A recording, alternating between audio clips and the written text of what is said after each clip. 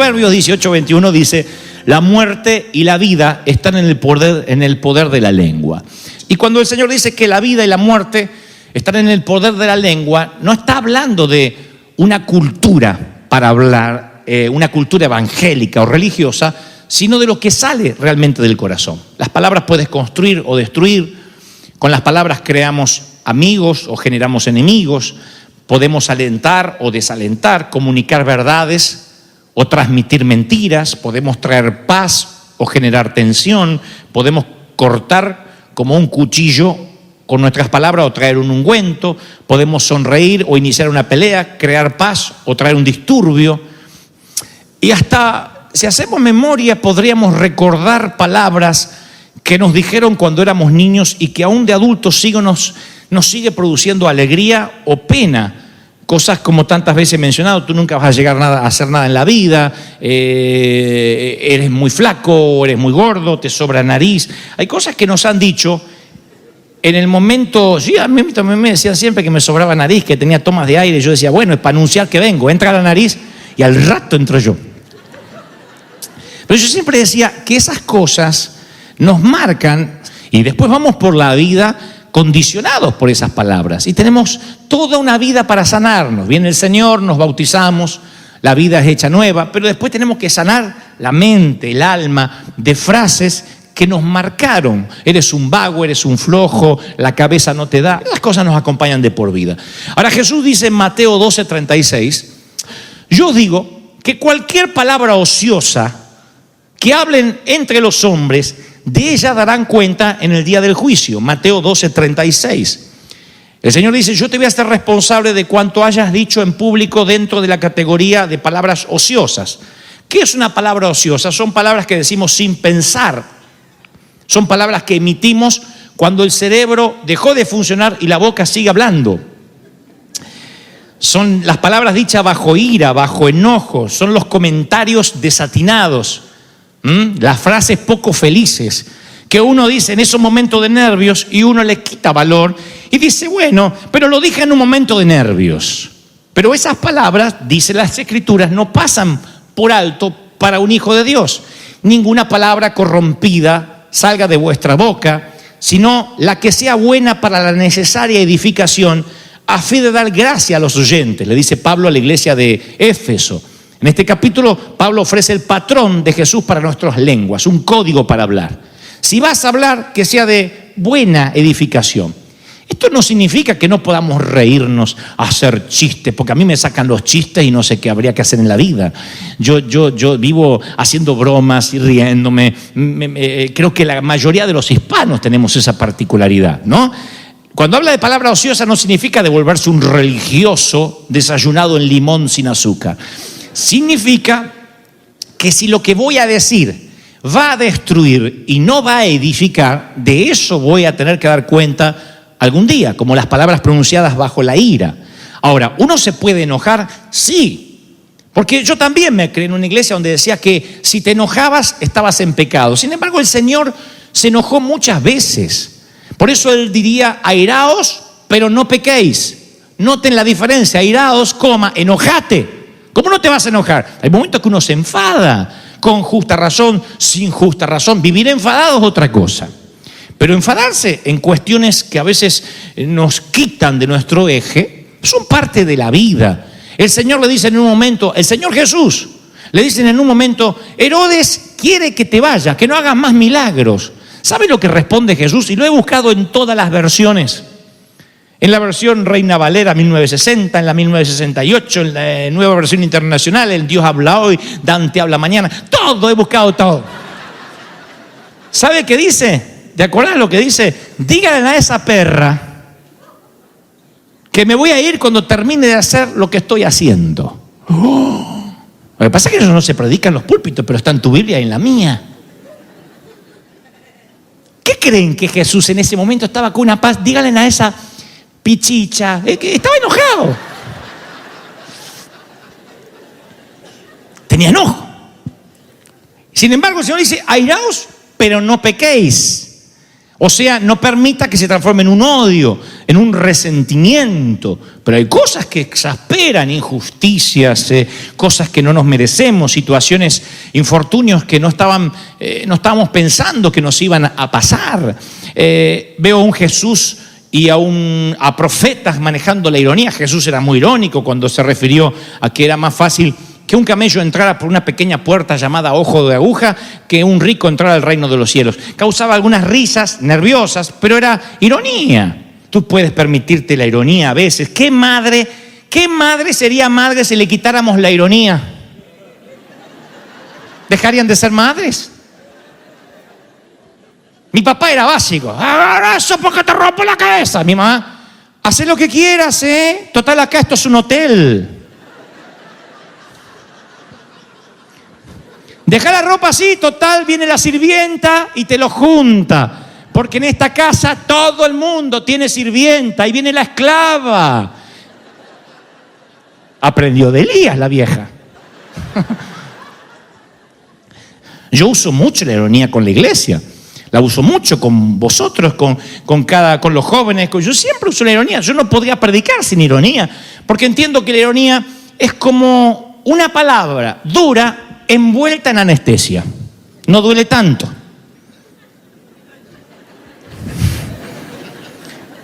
Sin ironía, entonces duele. A ver, los que se duermen en el culto, que parecen hipopótamos. Usted dice, ¡epa!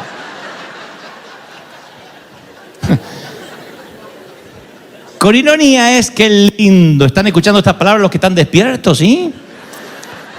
Entonces ustedes dicen, wow, el pastor por elevación nos está diciendo algo que de otro modo sonaría feo. ¿Y eso de dónde lo aprendí? De clases de oratoria con el mejor, porque yo estudié con el mejor, Jesucristo de Nazaret. Él hablaba así, él era irónico, sabía cómo hablarle a todos los públicos, sabía cómo bajar el nivel para que los niños lo entendieran, los campesinos, pero que los intelectuales tampoco se aburran. Ese era el Señor, y las mayores y las mejores clases de oratoria están en las Escrituras. La obscenidad, por ejemplo, dice, ni palabras deshonestas, Pablo le dice a Efesios, no hablen palabras deshonestas, ni necedades, ni truanerías, que no convienen. Entonces, ¿qué es un lenguaje obsceno? Lo vulgar. Y aquí yo tengo que hacer una aclaración. Cuando el Señor habla de obscenidad, está hablando de las intenciones, no de la cultura.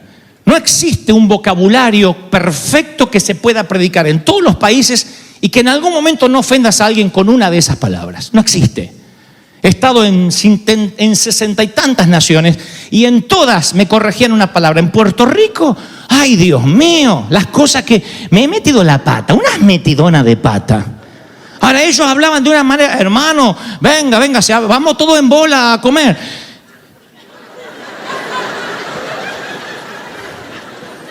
Yo voy vestido donde sea, le dije.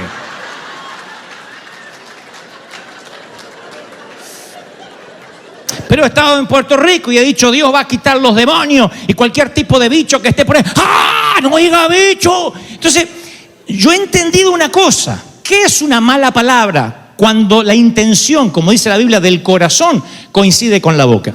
Las malas palabras, yo te puedo decir, menso, con un odio que es como si te hubiese acordado de tu madre, tus hermanas y tu familia, y para Dios tiene el mismo peso de pecado. Pero dije menso nomás, pero ¿qué había en tu corazón? Y a lo mejor yo te digo una palabra que para mí no es nada, y tú dices, ¿pero qué dijo el pastor? Pero para mí no es nada. Mi corazón está puro, y si tu corazón está puro, te vas a dar cuenta que te relajas en el lenguaje.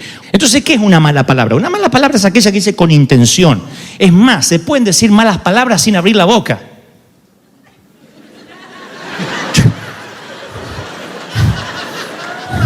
Y te mandé allá arriba, lo más alto del barco, y te bajé 2 veces y te subí 3 veces. Y el Señor dice que Él lee las intenciones del corazón. Entonces tenemos que entender eso. El Señor se enfoca más en las necedades, porque no hay malas palabras en sí mismas. Las palabras no son malas. Es malo el que las menciona con una intención equívoca. ¿Están conmigo, sí o no? Entonces, dice necedades. ¿Qué es una necedad? Cuando escuchas hablar a alguien durante 20 minutos y no tiene valor ni sentido. Y dice, ¿qué es lo que dijo? Habla y habla y habla y habla. Pablo le advierte a Timoteo, le dice, pero desecha las cuestiones necias, insensatas, sabiendo que engendran problemas o contiendas, palabrería, que todos siempre conocemos personas que tienen algo para decir. Y el Proverbios 10:19 dice, cuando las palabras son muchas, el pecado no está ausente. Claro, cuando la verdad se agota, vienen las mentiras. Cuando se termina el buen reporte, viene el mal reporte. Cuando se agotan las palabras amables, llegan las calumnias. Cuando no hay más chistes sanos, aparecen los chistes procaces. Y Pablo le dice a Timoteo, evita vanas palabrerías porque conducirán más y más a la impiedad. El tema es que cuando uno habla mucho, ahí es cuando puede meter la pata, porque uno puede decir cosas de las cuales después es esclavo de lo que dijo. Por eso un famoso proverbio dice, uno es dueño de sus silencios, pero esclavo de sus palabras. Lo que dices ya no se puede retraer, se sopla al viento. Pero hay una cosa muy particular para los que somos, y noten el verbo, charlatanes. Dice la palabra, cuando vayas a la casa de Dios, oigan, porque no nos van a decir esto mucho. Cuando vayas a la casa de Dios, no te des prisa con tu boca, ni tu corazón se apresure a decirle palabra a Dios. Vean que nunca nos dicen esto. Ore, ore, ore, ore, ore, diga algo, pero ore. Entonces uno dice, Padre Celestial, te pido, Señor Jesús,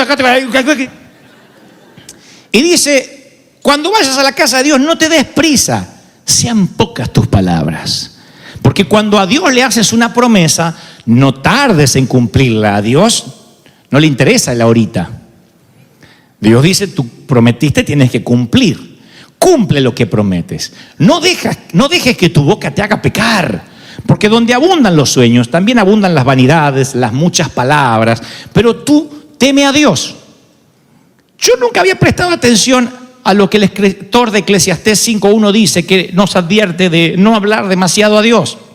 A mí siempre me dijeron que hay que hablar todo con Dios. Y sí, claro, pero no cualquier cosa. Porque Dios es alguien muy serio que nos abre su despacho, nos da una cita y debiéramos cuidar qué vamos a decir. Porque a veces oramos tanto y decimos, me la pasé orando. 7 horas oré. ¿Y qué dijiste 7 horas? Bueno, lo adoré. Ah, ok, uno puede adorarlo horas, días. Pero si oraste, ¿qué hablaste? ¿Qué le dijiste al Señor? En tu oración, ¿qué le transmitiste? ¿Cuál fue tu petición? Si tú me dijeras ahora, y Dante, ¿cuál es tu petición? Yo no tengo una o dos. ¿Qué repito? Una y otra vez, hace meses, hace años, una y otra vez. No le lleno de palabrerías al Señor. He descubierto un montón de cosas que puedo dejar de orar y puedo usar ese tiempo en adoración. Dejo de pedir cosas que funcionan solas por principios bíblicos. Ya nunca más oraré por prosperidad personal, porque el Señor me dijo, no me pidas más por tu prosperidad. Siembra y cosecha, punto, es tu problema. Diezma y yo abro las ventanas de los cielos y reprendo al devorador por ti. Deja de diezmar y te come el piojo. Los bichos, dijeron los puertorriqueños. Trabaja, esfuérzate y voy a recompensarte. Hay un montón de cosas que yo ya no oro, que no pierdo tiempo en palabrerías. Y otras cosas que no están acá, que el Espíritu Santo creo las ha puesto en mi corazón y que las repito una y otra vez. No porque Él se haya olvidado o no me haya escuchado la primera vez, porque sino que el Señor también me enseña a hablarle, a rogarle como la viuda importunaba al juez, una y otra vez, pero con lo mismo.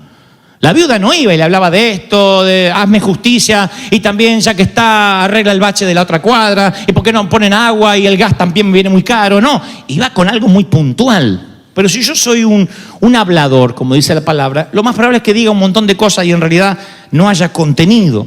La boca lisonjera hace resbalar, dice Proverbios 26:28. Habla hasta los que son salameros, los que dicen a todo el mundo que todo el mundo está lindo, que todo el mundo es feliz. Yo amo a todo el mundo, ay cómo te amo, ay cómo te amo, ay cómo te amo. Ay Señor, llévatele tanto amor ya en palaga, llévatela al cielo. Entonces, ¿cómo hablamos los hijos de Dios? Sin palabrería, sin salamería, sin truanería, con un corazón sano. ¿Están hasta ahí, sí o no? Con un corazón sano. El corazón sano te permite bromear si tu corazón está sano. Si hay rencor, no. Cuando me dicen, ¿por qué habla de la suegra? Usted no quiere la suegra. Yo, ¿sabe cuál es mi corazón? Por eso puedo hacer chiste. Cuando uno tiene la estima sana, se ríe de sí mismo. ¿Cómo me voy a reír de mí mismo si yo todavía tengo problemas con la nariz, que soy flaco, que me siento feo? Yo no digo nada, estoy así, diga. No me miren a mí, miren a él. Estaría así. Como yo me siento tranquilo. Y no es que me ame, es que ya sé que hay cosas que ya no tienen arreglo. Entonces, me da tranquilidad, me da seguridad. Chicos, lo que está, está, lo que no está, no está. Y así tienen que andar las damas que dicen, bueno, lo que madre natura no da, el Señor no presta. Ya está, ya está. No puedes andar por la vida siempre tapándote o rellenándote o simulando o arqueándote así que te vas a quebrar. No puedes andar. Decir, yo voy a hacer como Dios me hizo, tranquilito, si tengo, tengo, si no tengo, no tengo. Dios algún día me dará un cuerpo glorificado en gloria y lo pediré con relleno.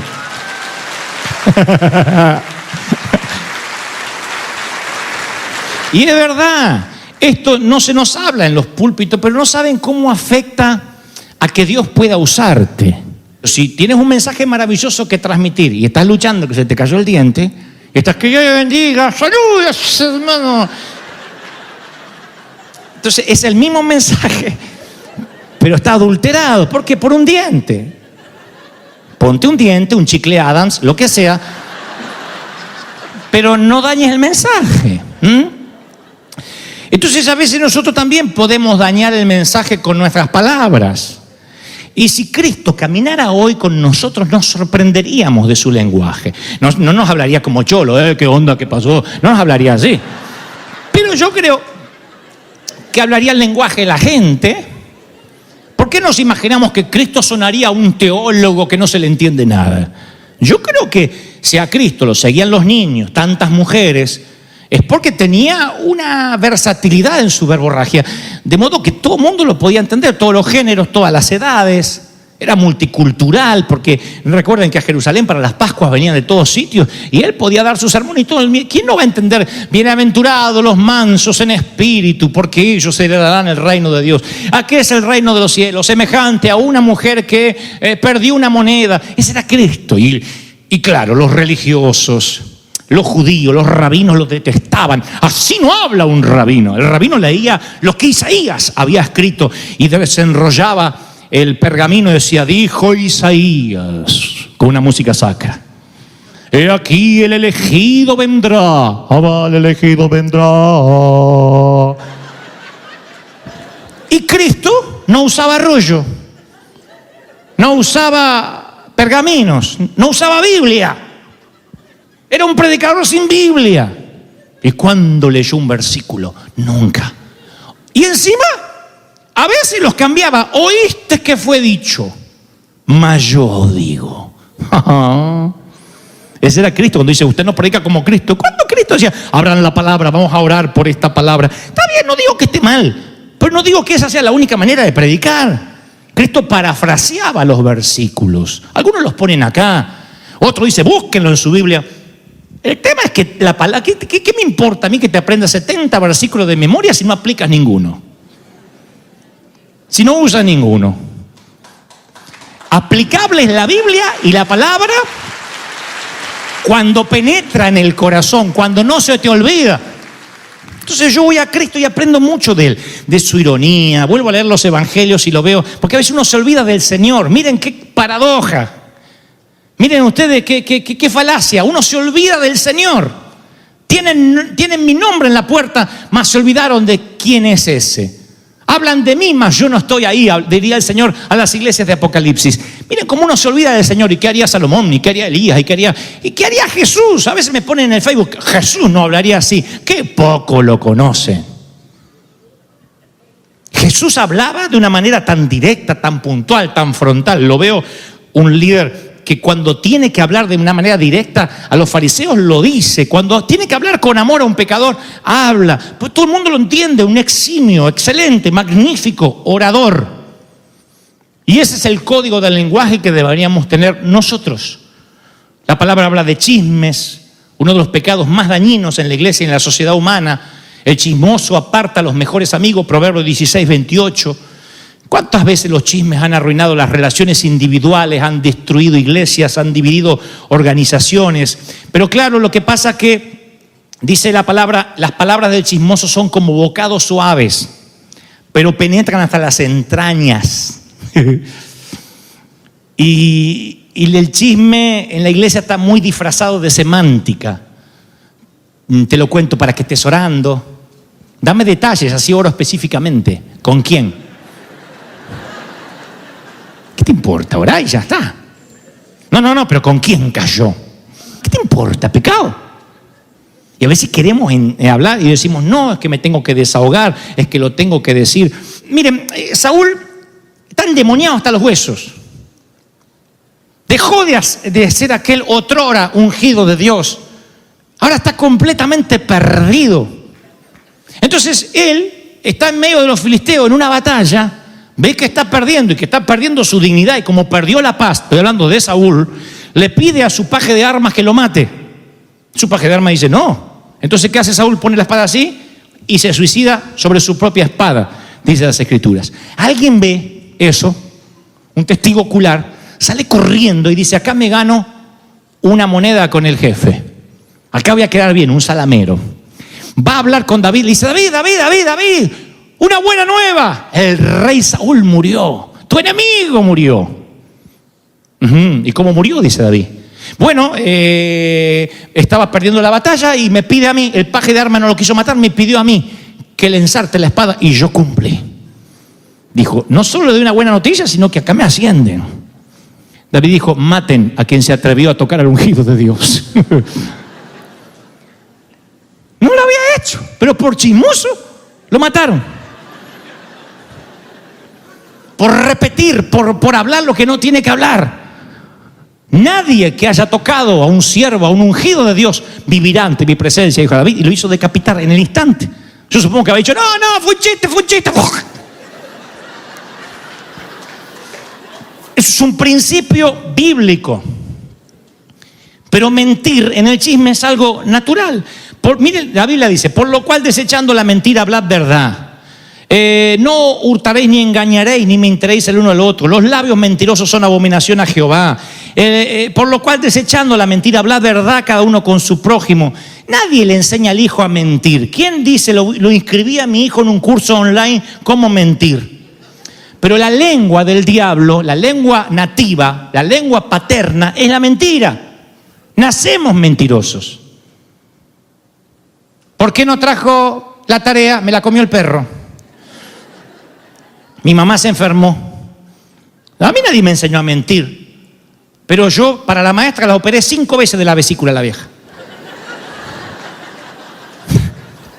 Y miren, las exageraciones también es una forma de mentir. Cuando condimentamos la verdad es una forma de mentir. La Biblia no nos dice que tenemos que hablar todo, con todos. Nadie me obliga a hablar. Me dice, quédate callado y no tenés que mentir. Yo no tengo que decirle a alguien, pero qué lindo te queda ese vestido, esa falda. ¿Quién te pidió opinión? Si parece el circo Rodas, no le digas nada. Consejo, no hables. ¿De qué suma? ¿Sirve para que alguien se entregue a Cristo? ¿Alguien va a llegar más rápido a Cristo porque le diga, ¿viste fulano de tal? ¿Es nuestra tarea andar denunciando y sacando las mugres de otros? No. ¿Y saben por qué? Porque más mugre tenemos nosotros. Entonces, nunca olviden, mis queridos, que nuestras palabras tienen que ver con las intenciones del corazón. Yo dije que uno se puede airar, pero si vives amargada y amargado con una situación, ya no solo en la iglesia, en un trabajo, en un empleo, la vida es muy corta para ser infeliz, para estar mal, para que te falte la respiración, para que tengas dolor. Es muy corta, la vida se va pasando rápida. Te lo diré una y otra vez, la vida se pasa rápido. Y un día Dios dice, se terminó tu tiempo aquí en la tierra, te fuiste. Y te fuiste con el Señor, gloria a Dios. Pero ¿qué hiciste mientras tanto acá? Amargado acá, disconforme con que Dios te puso acá, maldiciendo al otro. Entonces Dios dice que tu hablar cambie, que seas un hombre o una mujer que bendice. Que cuando llegues a la cama diga, ¿a quién ministré hoy? ¿A quién inspiré a ser mejor persona? Y no tienes que ser predicador para eso, en la oficina, en la compañía, ¿a quién inspiraste? ¿A tus hijos? ¿Los inspiraste a los gritos? ¿O los inspiraste con una palabra positiva? ¿Los corregiste, pero le dijiste, yo confío en ti, te exijo porque sé que eres bueno, porque sé que lo puedes lograr, no quiero un flojo?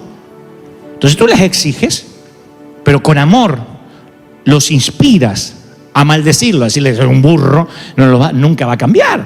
Entonces creo que cuando Dios cambia nuestra lengua nativa, de aquel padre que teníamos, el diablo, y nuestro lenguaje cambia, somos personas que bendecimos, que ministramos, que edificamos, que hacemos que alguien se sienta bien, que nuestras palabras empiezan a tener peso, vuestro sí sea sí y vuestro no sea no. Si yo te digo, yo te lo juro, estoy diciéndote que el resto del tiempo te estoy mintiendo, pero esto sí te lo juro. Pero si yo te estoy diciendo a ti, te estoy diciendo esto porque te estoy diciendo esto.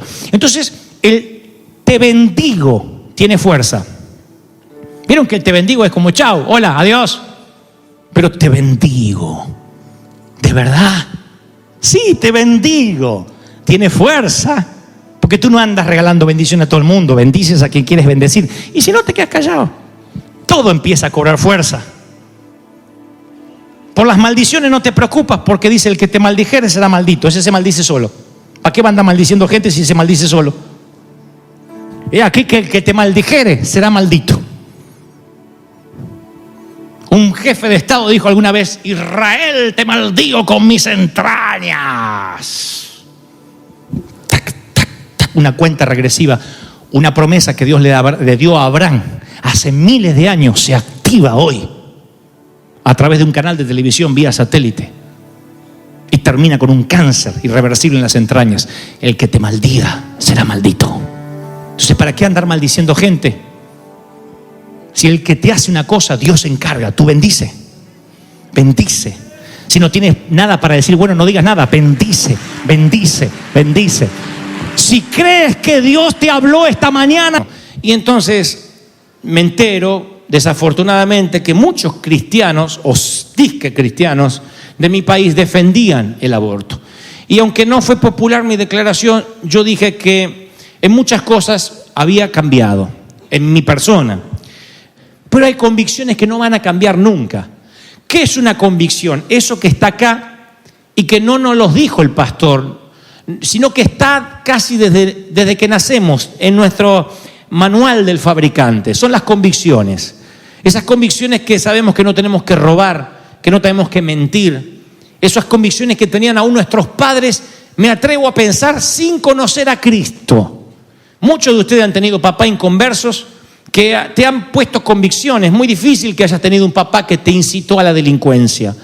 La mayoría de las veces fueron papás o mamás que dentro de su limitación académica nos enseñaron a tener convicciones. Si, por ejemplo, del vecino de mi papá se cruzaba una gallina para este lado, papá decía, hay que devolverla. Y yo decía, ¿pero qué se va a enterar? Mira todas las gallinas que tiene. Él decía, no, esa gallina no es nuestra. Yo no tenía convicciones. Yo era un niño que decía, una gallina más, una gallina menos, ¿qué le hace el vecino? Mi papá decía, vamos a devolverla porque eso es robar. No recuerdo que él tenía a Cristo cuando tomaba esas decisiones. Pero sus convicciones no eran robar, no era quedarse con lo ajeno. Así que decía, señor, don monje, se le pasó una gallina para este lado. Y a veces Dios lo recompensaba porque don monje decía, quédesela, cómasela, señor, disfrútela. Así que los que se había pasado para este lado lo comíamos. Menos mal que nunca se le pasó el hijo, si no lo comíamos también. Pero esas convicciones estaban dentro suyo. Nosotros, si no tuvimos padres que nos las inculcaron, hay que recordar al padre que nos inculcó mínimamente, por decantación, a priori, 10 mandamientos, el decálogo, los 10 mandamientos que el dedo de Dios escribe en las primeras tablas que recibe Moisés, un decálogo. Esas convicciones no van a cambiar aunque pasen los años, porque no fueron las 10 sugerencias, son los 10 mandamientos, no fueron las 10 sujetas a debate, no fueron los 10 consejos, los 10 consejos de Jehová, son los 10 mandamientos, son leyes. No son proyectos de ley. No es que Dios le dijo a Moisés, ¿por qué no te doy 10 proyectos de ley? ¿Por qué no lo presentas al Congreso o al board de Israel? Y después me dicen que salió la votación. No, son los 10 mandamientos. Eso no se discute. Hay cosas que no están sujetas a debate. Pero después vienen los compromisos. ¿Qué son los compromisos? Uno son los compromisos radicales, dramáticos, esos que tomamos sabiendo que esos compromisos tienen costos ocultos. Por ejemplo, decisiones que hicimos en el pasado que ocasionan un efecto colateral en el futuro. A saber, cuando nos casamos, es un compromiso.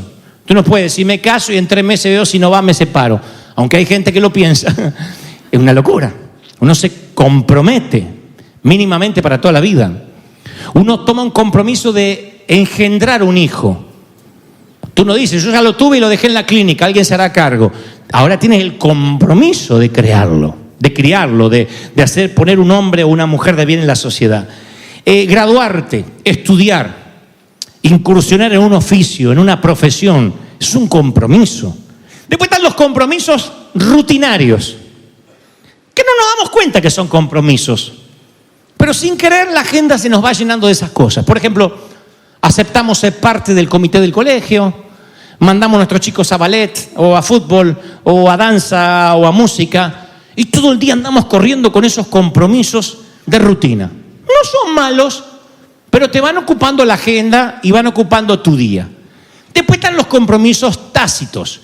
Recuerden, los radicales, los compromisos rutinarios y los tácitos, que son los que no nos damos cuenta que estamos comprometidos. Por ejemplo, los que son adictos a algo. Adictos al fútbol, nadie dice amén, pero yo creo que puede haber alguno. Adictos a la pornografía, adictos al celular. Y su adicción, sea sexo, consumo de droga, compras, les lleva horas. Costear el hábito, encubrirlo, el remordimiento posterior, no solo te avergüenza, sino que te van robando pedacitos de la vida hasta que te la roban toda. Y tal vez no exista mayor brecha entre convicción y compromiso que en la vida familiar. Por ejemplo, si yo te preguntara, papá, ¿tú amas a tus hijos? Es muy raro que me encuentre alguien que diga, no, yo no los quiero, me vinieron. Yo creo que la mayoría diría, doy la vida por mis hijos, más un papá hispano. Sin embargo, las estadísticas dicen que cualquier padre, cualquier madre dedica, cuando llega a la casa, casi 3-4 horas a la televisión, a internet, a su celular, 1 hora para hacer compras o cualquier otra cosa y 3 o 4 minutos al día para jugar con sus hijos. Yo a veces le pregunto a mucha gente, ¿y qué haces todo el día? Me dice, corro, vivo arriba del freeway y de ahí me voy al mercado y de ahí voy a... ¿Y cuándo estás con tus hijos? No tengo tiempo. Pero amas a tus hijos con la vida, daría un riñón por ellos. ¿Y por qué tus convicciones no coinciden con tus compromisos? Sé lo que están pensando. Si no trabajo, no come nadie. Si yo no trabajo como burro, no mantengo este nivel de vida. Y ahora voy a hablar de eso en unos minutos, cuando las situaciones te salen del control. Pero yo entiendo que no somos víctimas de las circunstancias que escapan a nuestro control. Todos somos responsables de nuestras propias vidas. Todos tomamos compromisos, adrede, tácitos, rutinarios, pero esos compromisos un día nos manejan la vida y cada vez se alejan más de la vida que soñábamos tener. Nuestros compromisos ya no coinciden con las convicciones. O sea, somos gente santa en convicción, pero no vivimos como santos. Y creo que cuando nuestros compromisos coinciden con las convicciones es porque hemos tomado muchos compromisos adrede que coincidan con lo que creemos. Se lo voy a poner así. Mire, cuando yo era chico había un juego, no me acuerdo, teníamos muchos juegos de mesa porque no había tablet, no había iPad, no había internet. Yo vengo de ese tiempo cavernícola que algunos ni siquiera pueden imaginar ni en su peor pesadilla. Entonces mamá decía, saquen los juegos de mesa que estaban arriba del closet, llenos de polvo. Se sacaba el ludo, el estanciero, esos eran los juegos, las damas. Entonces poníamos los juegos de mesa, era más aburrido jugar con tu mamá y tu papá, era más aburrido. Era como casarte con tu hermana, era aburridísimo. Pero bueno, era lo que había. No había otros jugadores para traer. Así que nos poníamos a jugar. Pero había uno, que no recuerdo el nombre, que no podías decir paso cuando te tocaba el turno. En los demás decía paso, le dejabas que el otro tire los dados. Pero había uno que si decías paso, perdías puntos. Entonces siempre estabas obligado a jugar. Te tocaba, te tocaba. Y la vida es como ese juego. La vida siempre, cuando te toca hay que jugar. Hay que tomar decisiones. No puedes esperar que la vida decida por ti, que las circunstancias decidan por ti. Porque los empleos no vienen a la puerta de tu casa, la novia no te viene a buscar, la chica de tus sueños no dice, ando buscando un príncipe, está por acá, sí, está bajo la sábana, ya lo llamo, que se despierte el nene y te conquiste. No pasa, eso no pasa, no te van a pasar nunca en la vida. La vida hay que salir a pelearla, hay que salir a conquistar, hay que salir a luchar por los valores, por lo que creemos. Si no tomamos nuestro turno, alguien más lo va a tomar, son decisiones. Y uno cuando hablo de decisiones piensa, sí, es verdad, yo voy a pensar bien que soy soltero a la hora de casarme, ¿con quién lo voy a hacer? Otros dicen, sí, es verdad, yo voy a pensar muy bien qué carrera voy a seguir cuando entre a la universidad. Pero esas son las decisiones radicales, los compromisos dramáticos. Yo hoy te quiero hablar de los compromisos que no te das cuenta, que atenta contra tus convicciones, las chiquitos. Hay un libro en la Biblia que lleva el nombre del personaje que engalana su historia, que se llama Daniel. Daniel, si ustedes buscan el libro que lleva su nombre en vuestras escrituras, comienza con 7 versículos donde Daniel no controla nada. Todo está fuera de su control. Un rey babilónico llamado Nabucodonosor toma cautivo a Daniel. Daniel era parte de la nobleza, era un chico bien, era un chico fresa. Cuando yo dije que cuando Nabucodonosor dijo, te voy a tomar cautivo, él dijo, no inventes. Se lo llevaron cautivo. Son 7 versículos donde los babilonios controlan todo. Daniel perdió, a saber, su libertad, su hogar, su familia, sus amistades, su cultura, su lugar como noble de Israel. Perdió su identidad. Le dijo Nabucodonosor, ¿cómo te llamas, Daniel? No, te vas a llamar Belsasar, que era el nombre de uno de sus dioses. Le cambiaron el nombre al tipo. El nombre, la identidad, todo. Durante 7 versículos lo pueden leer en vuestros hogares.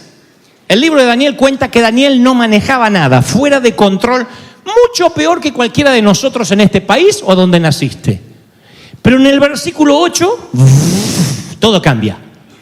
En el versículo 8 dice, y Daniel propuso en su corazón no contaminarse con la comida del rey. ¿Ven que algo todavía puede dominar? ¿Ven que todavía tiene una convicción que hace que tome un compromiso chiquito, pero compromiso al fin? Propuso, escogió, decidió. Una decisión chiquita, pero que tiene un enorme valor. Convengamos que el estilo de administración de Nabucodonosor era de cabeza a rodar. No es un presidente democrático, es un rey feudal. La Biblia dice que un tal Sedequías una vez hizo mala cara delante de Nabucodonosor, y Nabucodonosor con sangre fría dijo, no hay problema, quiero que maten a tus hijos, pero antes que le arranquen los ojos delante tuyo. Ese era Nabucodonosor. Así que cuando Daniel toma la decisión de no contaminarse con la comida del rey, noten que esto que les voy a decir me da la razón. El jefe de los chefs, el jefe de la academia, le dice, temo que si el rey tan solo ve vuestros rostros pálidos, mi cabeza rodará ante el rey. ¿Cómo que no quieren comer la comida del rey? Si se le empalidecen los rostros por estar mal alimentados, mi cabeza rueda. Ese era Nabucodonosor. Pero Daniel dice, bueno, hagamos una cosa, hagamos un experimento. Tú te guardas tu comida, nos das verduras y agua, y en 10 días vemos nuestros rostros. Si nuestros rostros te comprometen, bueno, veremos qué hacemos, pero vamos a probar. Y prueban. Luego de 10 días, los rostros de Daniel y sus amigos resplandecían mucho más que los que comían Taco Bell del rey. Estaba más saludable. Y luego dice, en todo asunto de sabiduría e inteligencia que el rey les consultó, los halló 10 veces superiores, 10 veces por encima de la media de todos los que había en su reino. Claro, sigo leyendo y veo que después hay decisiones más fuertes. Le dicen a Sadrach, Mesach y Abednego, que eran los amigos Che, tienen que inclinarse ante, le dice che porque era medio argentino de Nabucodonosor. Le dice, tienen que inclinarse ante la estatua que hice de mi imagen. Y estos muchachos dicen, no. Ah, no se inclinan, los meto en un horno de fuego. Bueno, métenos al horno, pero nosotros no nos inclinamos ante otro Dios, que no sea el nuestro. Le dicen a Daniel, deja de orar, porque te pones a orar con la ventana abierta y eso es una afrenta a nuestros dioses. Deja de orar porque te meteremos en un foso de leones. Métame con los leones, yo no voy a dejar de orar. Cuando uno lee estas historias dice, pero qué bárbaro, esos son pantalones. Pero uno no se da cuenta que antes de esos grandes compromisos hubo un pequeño compromiso, pequeñito. No comeré comida sacrificada a los ídolos. Para no pecar ante la gran tentación, primero tenemos que tomar pequeñas decisiones. Esos compromisos tácitos que yo te digo, esas pequeñas cositas. Esos que en la Biblia, que en la iglesia no se habla porque tenemos miedo a los pastores a quedar retrógrados. Esas cosas que no se dicen en el culto. Si yo dijera, mira, el fútbol no está mal, de hecho no está mal, le acabo de pasar los goles un minuto antes de predicar. Cristo fue el primero el que borró la frontera entre lo secular y lo sagrado. Cristo le decía hoy a los pastores, el Señor usa la barca de Pedro para predicar y usa la misma barca para la pesca milagrosa, que era la forma en que Pedro se ganaba la vida. Cristo festejaría los goles con nosotros siempre y cuando no tengamos un cambio de prioridades. Siempre y cuando nuestros compromisos coincidan con nuestras convicciones. Daniel toma una pequeña decisión y después le es fácil tomar las decisiones más grandes. Pero uno tiene, cuando te llega el turno, tiene que elegir. No puedes decir paso. No puedes dejar que la vida decida por ti. Tienes que elegir. Tienes que correr un riesgo. Cuando el Señor dijo, hagamos al hombre a nuestra imagen y semejanza, agrega que tenga dominio. ¿Qué es dominio? Que todos tengan su turno de tomar un compromiso, en lo que sea. En los campos de concentración o en ambientes de prisioneros, lo que diferencia a las personas que se dan por vencidas de aquellas que se mantienen fuertes son que estas últimas ejercen un control sobre algo, aunque sea alentar a otros. En los hogares de ancianos pasa lo mismo. Decisiones tan triviales como decidir con qué almohada van a dormir hace que se mantengan vivos. Ahora, Daniel no tenía control sobre nada. La vida le estaba pasando por arriba como te está pasando a ti. No tenía control sobre nada. Este mensaje va para los que dicen, Dante, a mí la vida no me da tregua. ¿Qué más quisiera estar yo con mis hijos? Pero no puedo parar de trabajar porque me comen los intereses de las tarjetas de crédito. Tenía que haber escuchado tu mensaje antes. Ya me metí, la fregué. ¿Cómo salgo? Tengo tantos compromisos que ahora me queda remar y remar y remar. No controlo nada. Daniel tampoco controlaba nada. Y Daniel y tú, ambos pasan una temporada en Babilonia. La pregunta no es, ¿qué perdí? La pregunta es, ¿qué me queda que aún puedo decidir? Yo te aseguro que todavía puedes asumir algún compromiso. Algún cambio en tu vida. No me digas que perdiste el control de todo. Yo te aseguro que aún puedes preguntar, ¿qué me queda? ¿Cómo puedo usar el turno que me toca cuando tenga que arrojar los dados?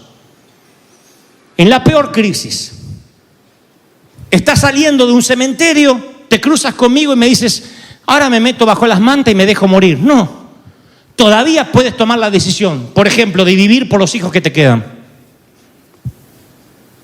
que no se merecen que perdieron un hermanito y también tengan que perder a su madre. Tú dices, es que me quedé sin casa y respiras. Puedes dormir bajo un puente, 2, 3 noches, dormir de prestado. Pedirle a tu suegra que te haga un lugar al lado de la cama, mirá lo que te digo. O el puente es mejor en ese caso, lo que sea. Pero aún puedes tomar una decisión. Pero tienes que tomar una pequeña decisión, un pequeño compromiso. Aún en los momentos de mayor dolor, un pequeño compromiso, para luego tomar grandes compromisos. Pero si no tomas los pequeños, no vas a poder afrontar los grandes. La vida no tiene botón de rebobinado. Es algo que aprendimos algunos con dolor. El pasado murió mientras dormías.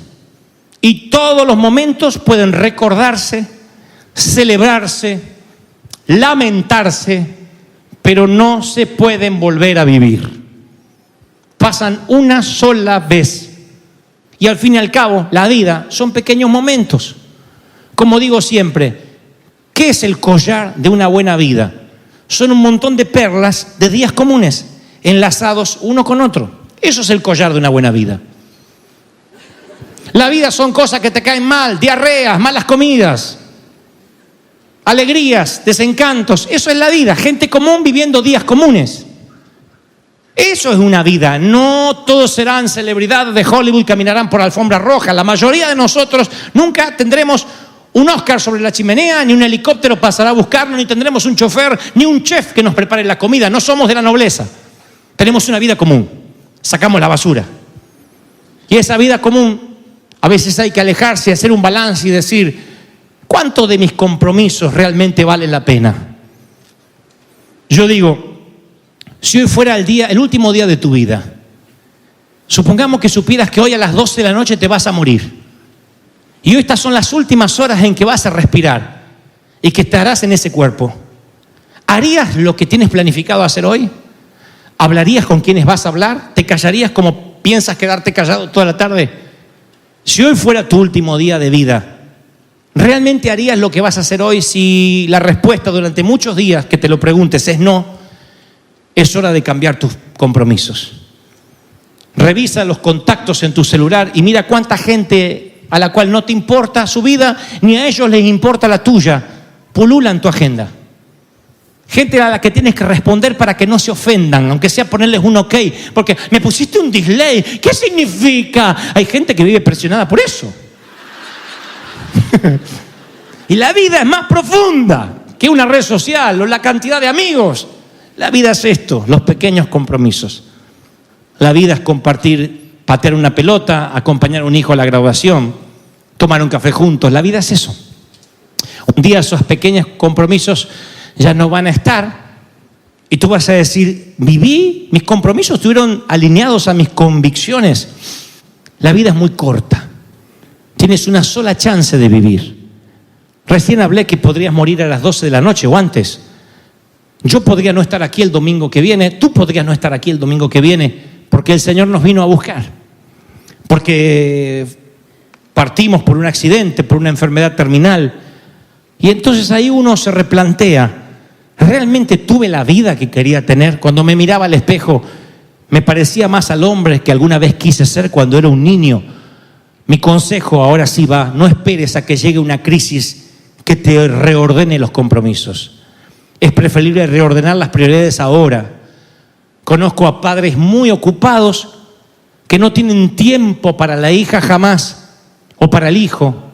Y el día en que se entera que su hijo o su hija se fue con las drogas o está atrapada en una adicción, ese papá que nunca tenía tiempo, encuentra tiempo donde sea, corre la agenda como sea y pasa semanas y semanas en clínicas de tratamiento para sacarla adelante. Y le pregunto, ¿y cómo haces con tu trabajo? ¿Qué sé yo? Dios proveerá, pero ahora lo importante es mi hija. ¿De verdad que la droga tuvo que hacerte ver que lo importante era tu hija? Vivimos sacrificando lo importante en el altar de lo urgente. Siempre lo urgente parece que es primero que lo importante. Conozco parejas demasiados ocupados los dos en trabajar para pagar una casa. Y porque los dos están trabajando como esclavos para pagar la casa, se dan cuenta que construyeron una casa pero no pudieron construir un hogar. Conozco empresarios que tomaron atajos éticos, mintieron en su compañía para mantenerse a la par de la competencia y ahora tienen cantidades de tiempo para reflexionar porque fueron despedidos. Y ahora están en sus casas pidiendo perdón y pensando, no debía haber hecho eso. La crisis le dio tiempo, le ordenó las prioridades. Adictos al trabajo, esos que trabajan todo el día y te dicen, no, es que a mí me encanta la excelencia, si no trabajo me enfermo porque yo tengo que trabajar, yo nací para esto, yo amo lo que hago, y van perdiendo los hijos, van asfaltando en el camino de la vida. El asfalto son sus hijos, es su esposa, vuelan solos y sus hijos y su esposa quedan en el aeropuerto esperando que papá algún día deje de volar. Y Y cuando quieren aterrizar a la vida de sus hijos, ya no encuentran pista. Ya sus hijos no están más ahí, no están esperando que papá se desocupe. Y entonces ocurre una crisis. En medio de ese trabajo, el papá se hace un chequeo general porque le duele un poquitito el estómago. Y una sola palabra le cambia los compromisos. Maligno. Qué increíble que somos los seres humanos. Por eso digo, ¿coinciden tus convicciones con tus compromisos? ¿Lo que haces a diario coincide con lo que realmente dices que te gusta hacer? Y si no, a lo mejor es tiempo esta tarde de reflexionar, de cambiar, de decir la vida se me va a pasar rápido, voy a disfrutar este momento. Pregunto, ¿estás disfrutando este momento? ¿Qué estás haciendo para que tu vida valga la pena? Para que sepamos que alguna vez estuviste aquí. Digo, cuando te toque partir a la eternidad. Para que cuando tengamos que oficiar tu funeral, si Dios permite que así sea, tengamos listas y listas de personas que quieran decir, déjeme hablar a mí, yo quiero decir lo que esa persona era, lo que hacía, cómo saludaba, cómo abrazaba. Esa es una persona cuyos compromisos coinciden con sus convicciones. De otro modo, te habrás perdido lo único que tienes, la vida. Porque viviste la vida que otro querías que vivas, viviste para agradarle a tus padres, para que tu esposo no se enoje, para que tus hijos no te reclamen. Y al cabo, ni tus hijos se van a quedar contigo. Perdonen esto que es tan realista, pero alguien te lo tiene que decir. Algún día tus hijos, que defiendes como loca y está bien, son tuyos, se van a ir. Y se van a ir y van a formar su propio nido y su propio vuelo y te recordarán algún día de la madre y los cumpleaños, pero tendrán su vida. Y tú vas a responder por tus decisiones. Ni siquiera tienes que decidir por ellos. A mí no me van esos sacrificios de Madre Teresa. Ay, tengo 30 años, me podría volver a casar porque enviudé, pero por mis hijos me quedaré soltera. Estos condenados se van a ir, se van a casar. Y cuando tengas 70, 82, que no te agarra nadie, te van a decir, ¿por qué no te casaste, mamá? Cuando ya tengas 85, que dice, ¿para qué me quiero casar? ¿Para mantener otro viejo? Ahí te van a decir, cásate, mamá. Me hace mal verte sola, te va a decir. La vida es tuya. Nadie juega por ti. Nadie decide por ti. Tú tienes que decidir. Nadie opina por ti. Tú tienes que opinar. Tú tienes que jugar. Mover las piezas del tablero. Tú tienes que tomar una pequeña decisión. Sea no contaminar.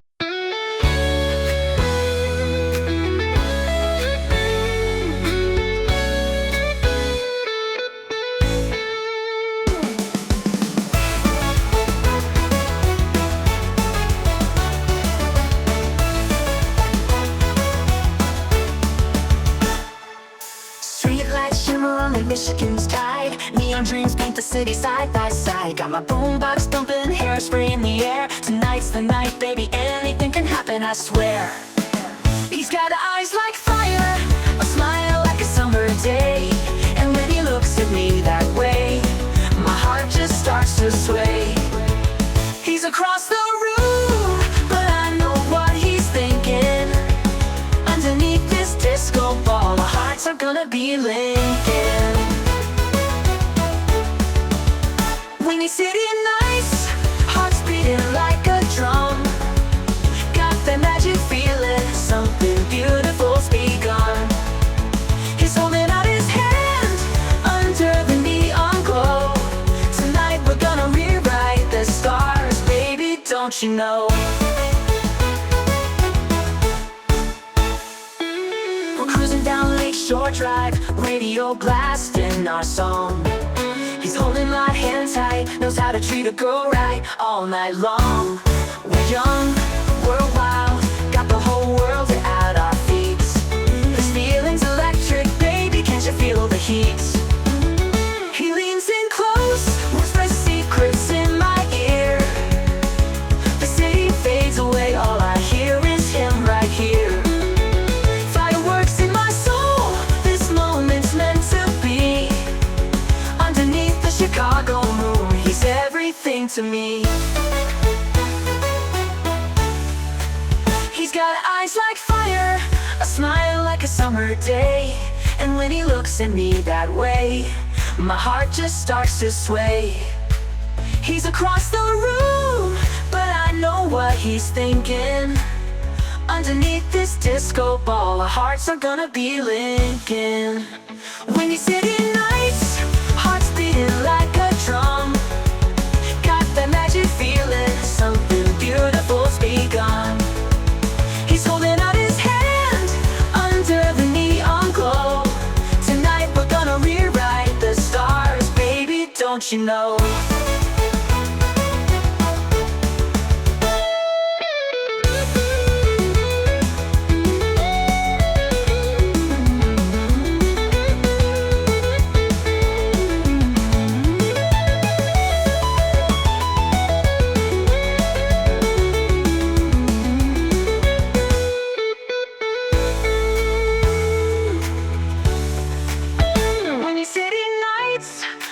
Beating like a drum. Got that magic feeling, something beautiful's begun. He's holding out his hand under the neon glow. Tonight we're gonna rewrite the stars, baby, don't you know?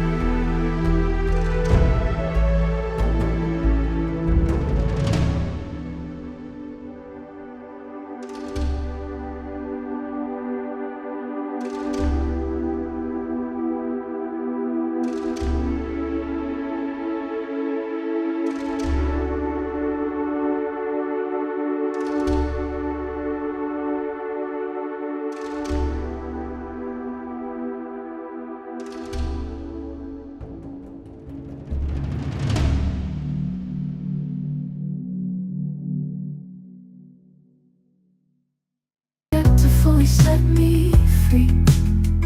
In the canvas of my mind I paint the memories in art pop hues. In these shades of love, in these shades of love, where the colors of our souls intertwine, subdued, subdued. Through the lens of time I see the beauty in the chaos that we've been.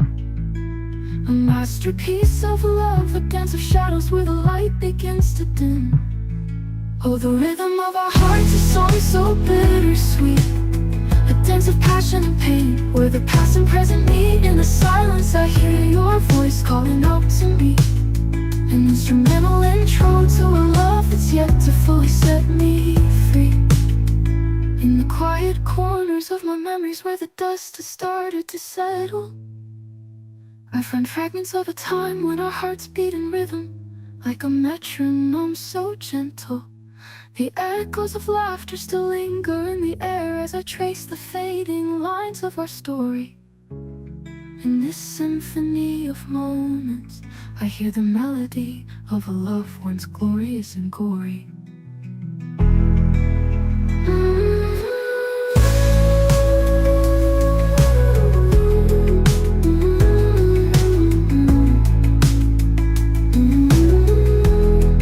In the quiet corners of my memories, where the dust has started to settle, I find fragments of a time when our